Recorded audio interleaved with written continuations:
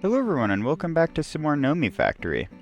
So today we need to address power, and in order to do that we need to make more batteries and address power generation later. Now in order to craft batteries we need 2 tin plates and 1 red alloy cable. And thankfully, since we have a 1-to-1 ratio for tin now, all we really need to get is like 8 in total, I believe, since we need to get 4 batteries. Alright, now that we've got all of the tin plates, I'm pretty sure I should have more than enough. Yeah, I had like spare red alloy from earlier, so now we should be able to make the battery holes, but not the actual battery, like complete batteries. In order to make a full battery, you need to choose one of these 3 resources to make it out of. Sodium is the best and most accessible thing we have, so I'm going to be choosing that. Okay, I was worried I was going to have to make an electrolyzer, but it seems like we can just smelt up some salt, and we should actually have some salt ore, right? Oh, we don't.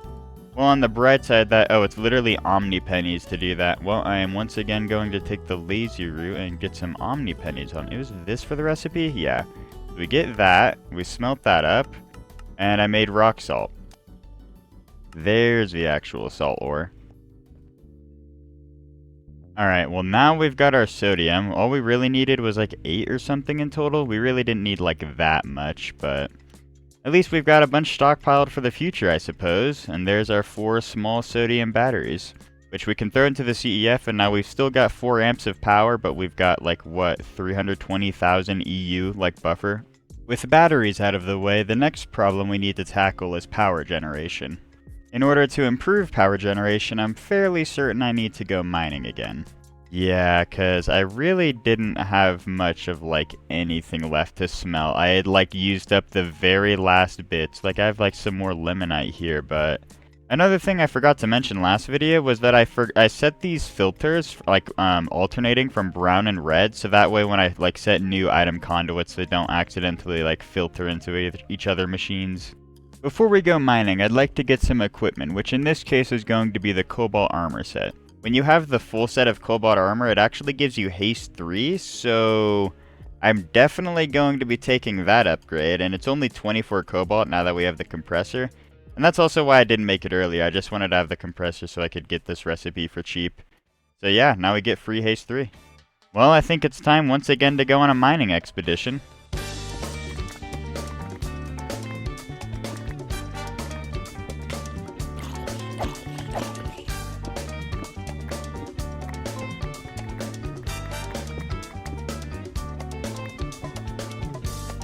I have never seen it spawn like that. That is... Oh my god, Uranite. Oh, thank fucking god. So we finally returned from the mining expedition to have like a gigantic amount of resources that should hopefully carry us through most of the video, if not the entirety. So while mining, I made some equipment to help me move from place to place faster. The first piece of equipment was a hang glider so that I could more easily travel across the cities. And when you're in wide open caves as well, this just helps with getting around. The next thing I got, which is a bauble, is an iron hook, and like both of these recipes aren't that difficult. Like this is just iron rods and then sticks and leather for the hang glider. The iron hook is just literally a bunch of iron. You press G and you shoot out a chain, kind of pretty much like Terraria actually. And then there was one last thing that I made, which was for the scanner, which is a scanner module block, or a scanner module for blocks, and I configured it for diamond ore because I could not for the life of me find it. In order to use the scanner module, you have to actually get the ore in the first place, so you place it down and then you shift right click and then you get your configured block on it. And in order to get diamond ore, I had to get 2 omni quarters, which I had to go into the quests here and actually claim. On the bright side, at least, I was able to find all of the ore veins and everything, and not only did I find, like, 1 uraninite, I actually found a second... Oh, I can't even see it here. But yeah, I found 2 uraninite veins, so I should hopefully not have to worry about that.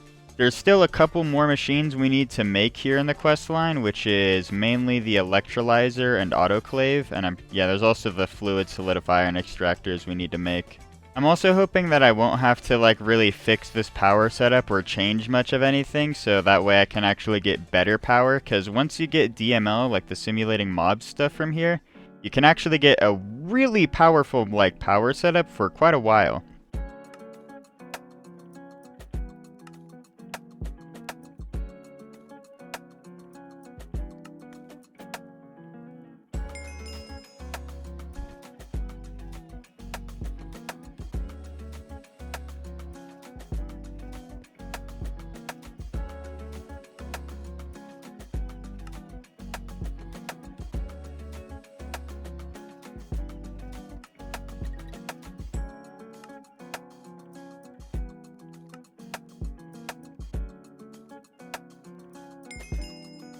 Alright, well we've almost used up all of our circuits and everything that we've batch crafted from earlier, but we were able to create all of the machines that I wanted. In fact, there's another machine over here, the lathe, that I placed down early because it converts your materials from 1 to 2 for rods, because normally you do 1-to-1 ratios, but this makes it 1 to 2, so I wanted to get it early. Before I explain the usage of each of these machines though, I think I need to get this conductive iron cable expanded out just a little bit further, and I also need to disconnect this. Oh, that doesn't work. Oh, you have to use your wrench, okay. Well, either way, we're going to expand the wire out here, and we're going to get all of these placed down. And here's all of the machines placed down, although we're getting pretty close to the edge, so I should probably expand this out soon. But before we do that, I think the first thing I want to do is go over each of these machines and what they do. So to start out with, we've got the lathe, and I've already covered what that is, so I won't go over it again. The next machine we've got is the polarizer, which its main function is to magnetize your rods and stuff for like motors and everything. But yeah, it really just doesn't have an alternate purpose. It's mainly just to magnetize stuff. The next machine, the autoclave, works by taking a resource into liquid and converting it into another resource. For example, the pulsating crystal. The next machine is the fluid extractor, which, as the name might imply, you basically get the fluid out of a resource. So if like steel, you put it into your fluid extractor, and now you've got liquid steel. The main reason we place this right here is because it's right next to the autoclave and this like fluid solidifier, so when we need to like export it, we can just quickly put it into there instead of needing to get some like tank. And that leads us on to the next machine, which is the fluid solidifier, which, again, as the name suggests, you solidify fluids, which you basically get a fluid here, you get a cast, so... Oh, here's a machine, the fluid solidifier. Yeah, you basically get a mold, which you use empty shape plates, which basically just needs, like, some steel. In most cases, it's usually best to use the fluid solidifier since it makes a lot of recipes cheaper.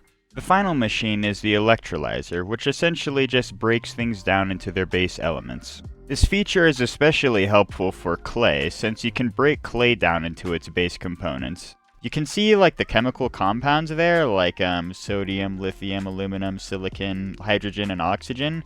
So if you throw it into an electrolyzer, it breaks it down into those specific elements.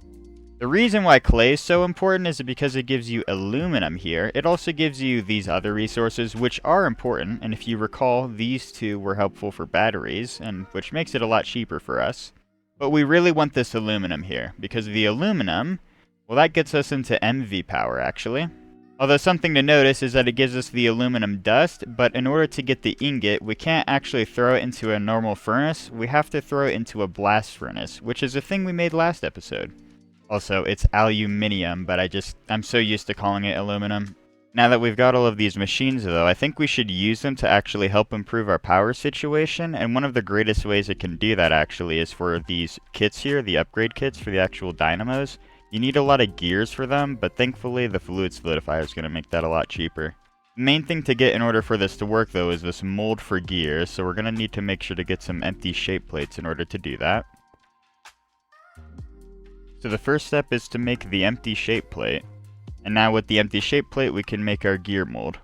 So for right now for power, we can at least make the harden upgrade and the fuel catalyzer like augment, but we can't make the reinforced or the auxiliary transmission coil upgrade because we need aluminum or aluminium for the reinforced upgrade kit, and we need energetic alloy for the auxiliary transmission, which unfortunately requires a blast furnace.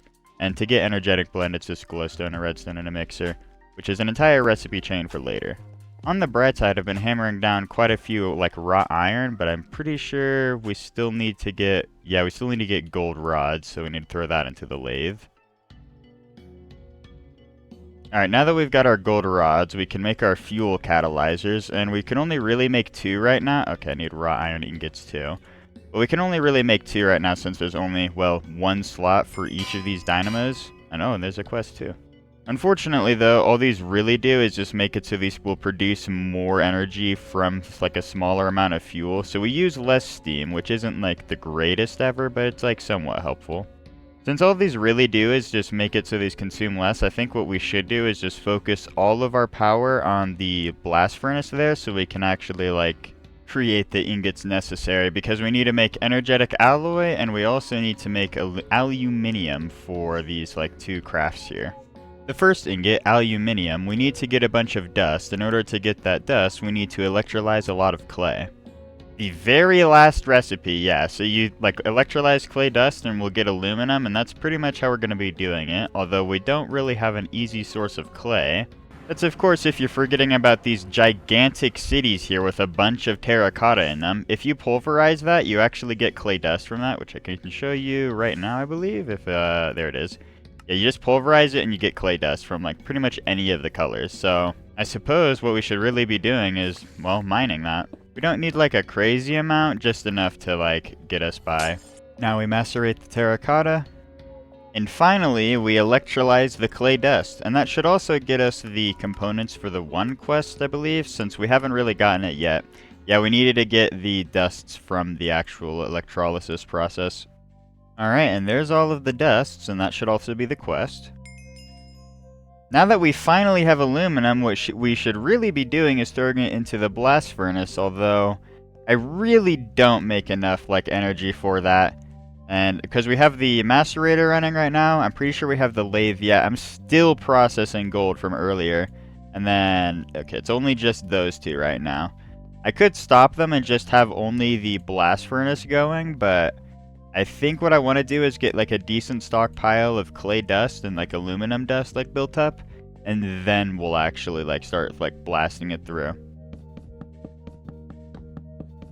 With aluminum basically solved, what we should really be focused on now is energetic alloy, which needs gold and energetic blend, which we pretty much have gold already, so we need energetic blend, which unfortunately needs glowstone. We have a bunch of redstone, but glowstone needs gold dust and phosphor, so we need a lot of gold for this. Well, we need a lot of gold, we also need a lot of phosphor for this, since we're going to need a lot of glowstone. And in order to get phosphor, it's basically just another mining resource, and I'm pretty sure I found a vein of phosphor already, because I have like 59. I'm pretty sure I know exactly where that is, so when we need more phosphor, I'll go and mine that, but for now, we can pretty much just smelt it and then just get more than enough phosphor.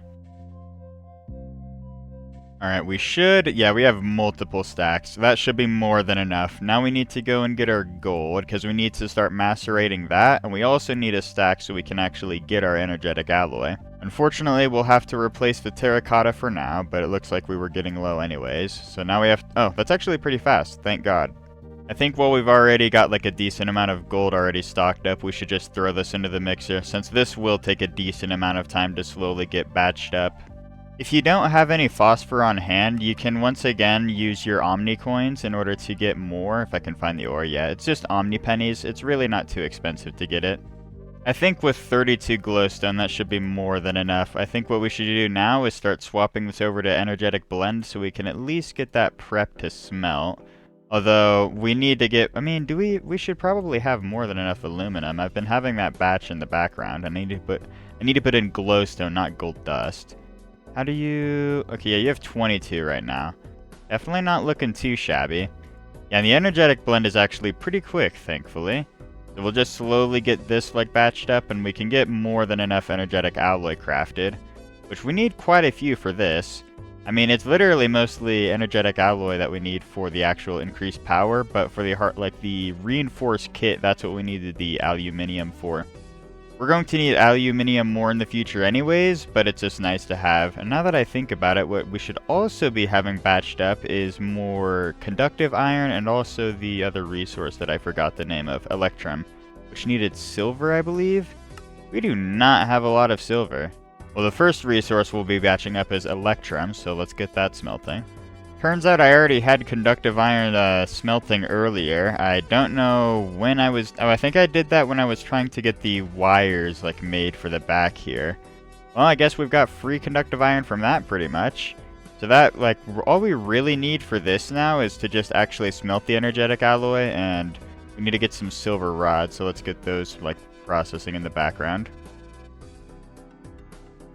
Something I want to try really quick is to see whether or not we can actually, like, blast furnace anything or how quickly it'll kill the power. So it needs more energy, and that's mainly because I've disconnected it here in the back. So if we reconnect these, it's, I'm just gonna have to replace these. I don't think I can see the side that it needs it. Our power doesn't seem to be dying as of yet. And you are... Wait, you are actually processing? There's no way this actually fully processes, right? I'm pretty... It's gotta be... Oh, it's absolutely destroying those.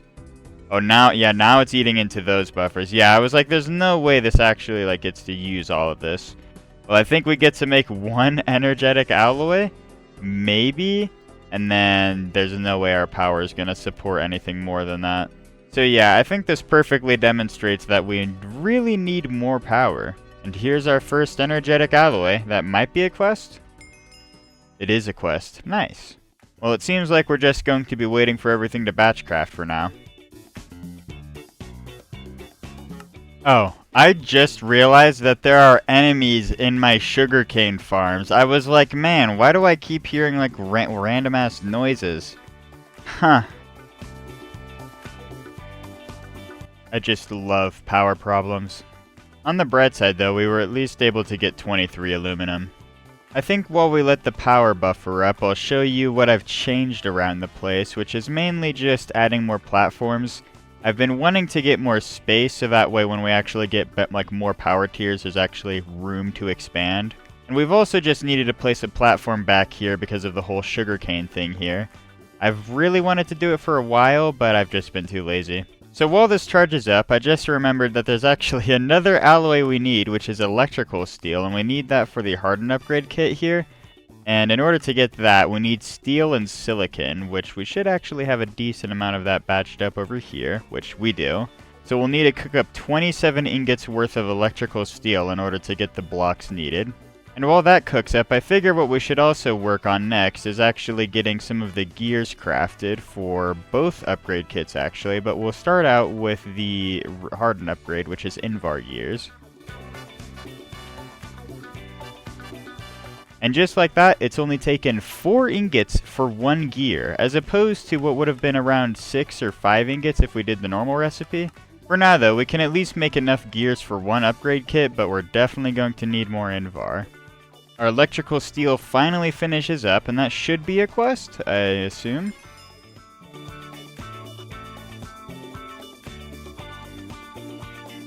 So I was just looking through the recipe chain here, and I just realized we need another alloy, which is sterling silver, and, okay, at least we can just mix this up in a regular crafting table.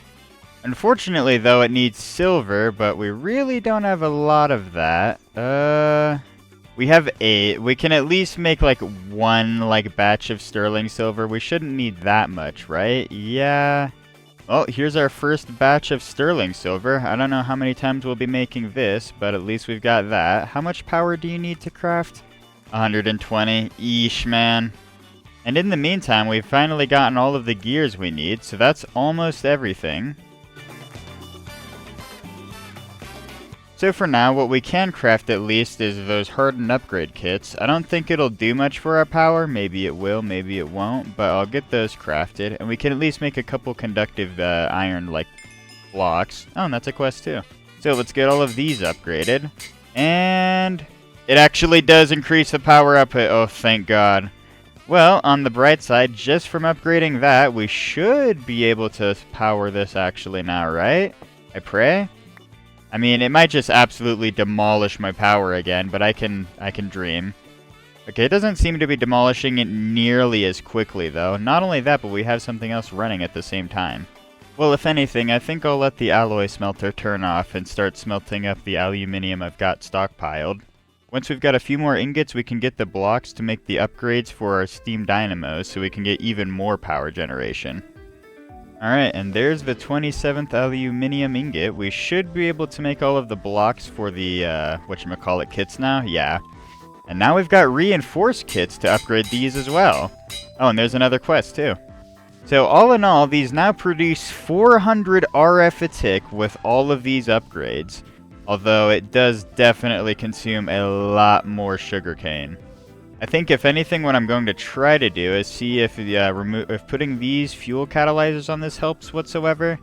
Okay, that seems to have helped a lot, actually. Yeah, that's not nearly killing it as fast. With those upgrades alone, now we get 400 RF a tick from both of these dynamos, which can more than support this blast furnace.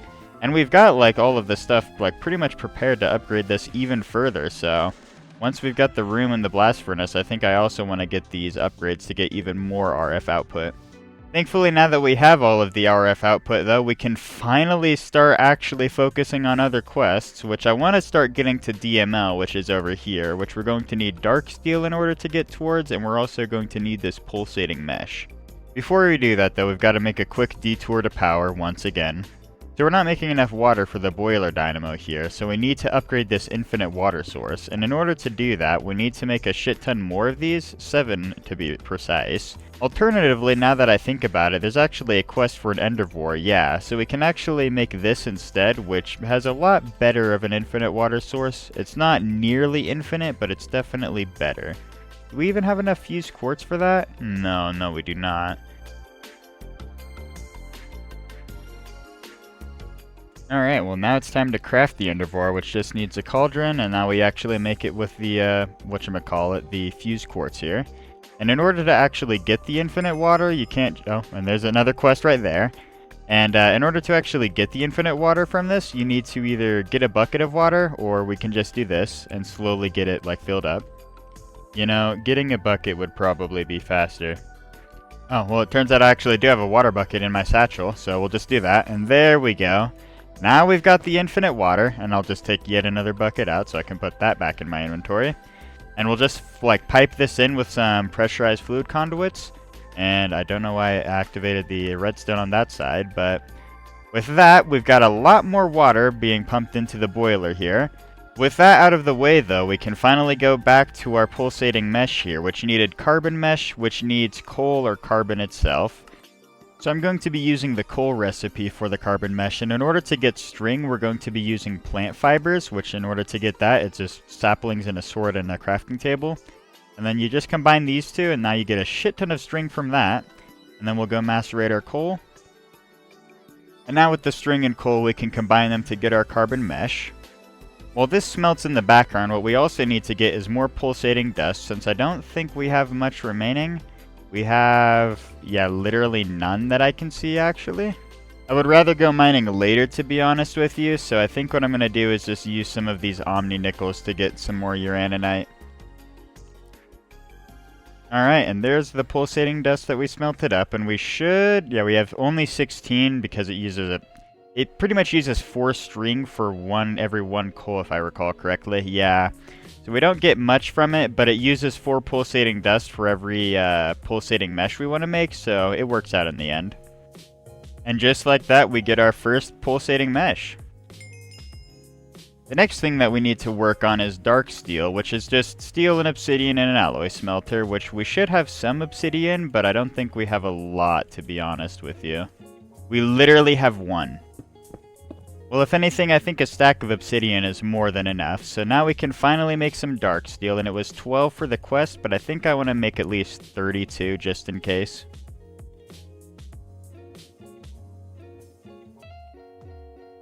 Alright, and now we've got all of the dark steel smelted up, and yet another quest. Now with both of those out of the way, we can finally get to the simulation chambers, which is the very first part, or the first step towards DML. Now that we have all the resources, it's time to make the dark steel hole, and I don't think that's a quest. No, it's just the simulation chamber, and we need 1 glass pane. Do we have any left over? And now we can make the simulation chamber. How the simulation chamber works is it basically produces free resources at the cost of power and polymer clay. And to get polymer clay, you have to use pulsating dust and clay to get 4, which there is a way to get these for cheap, but we'll go over that in a little bit. So whenever you have a model in your chamber and you have it fueled with your clay, what happens is it basically slowly processes it over time, pretty much like a machine, and it has a chance, as you can see here, to give you pristine matter. The way to get better odds at pristine matter is to have this model here slowly level up over time, which basically just as it processes, it gets more data collected. And you want this pristine matter because you can put it into a loot fabricator to get, well, free resources, which in this case is iron from zombies. So of course, the next machine we're going to want to make is the loot fabricator, which is a little bit more complicated, unfortunately. We need tier 2 circuits, which is going to take quite a bit more crafting to get. In the meantime, before then, we can at least get a model or two crafted, so we can at least start getting some of like the data collected.